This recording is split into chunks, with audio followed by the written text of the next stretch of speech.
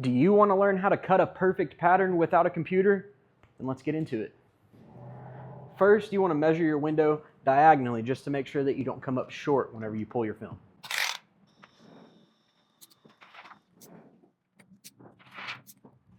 So whenever I'm hand cutting window tint, I'll put two patterns together and cut two doors at the same time.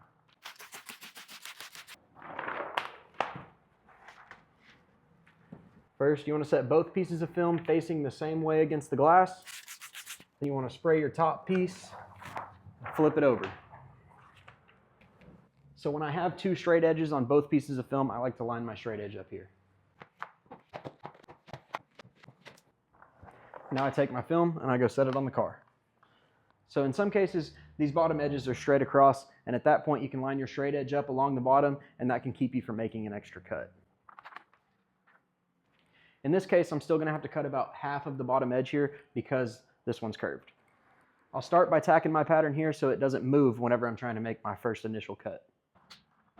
So now I'm going to cut my back edge, and then I'm going to scoot it over just a hair. Just like I've said before, anytime you put a knife to glass, you always want to use a sharp blade so that you don't etch the glass. Before I make the first cut, I want to use my finger to press up as far in the corner as I possibly can get. Now when I insert my blade through the tint, I have just the slightest little bit of angle on the blade. Insert, barely turn.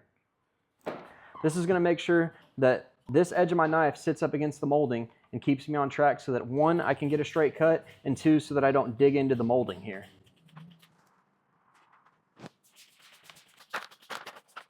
Always tear away from your cut.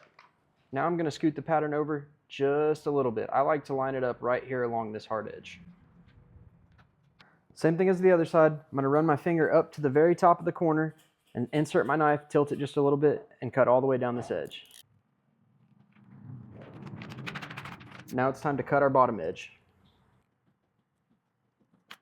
Now we're going to gently lift our pattern up and roll the window down so that we can cut our top edge. Now we retack our top edge because you don't want any fingers or spaces in the film along your top edge when you make your cut, or it's going to come out wavy.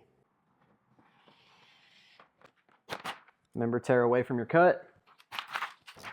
Now that we've gotten all four of our edges cut, it's time to take this film off, take it to the glass, and trim the rest of the way.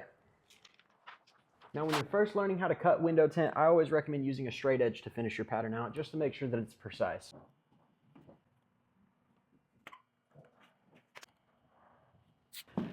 Make sure you always round your corners so that the pattern doesn't peel just simply from the window rolling up and down. I like to use my index finger as a guide to just make a smooth round corner.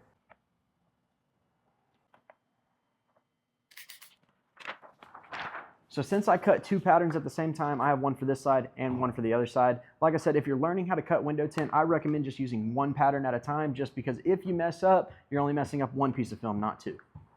And that is how you cut window tint without a plotter.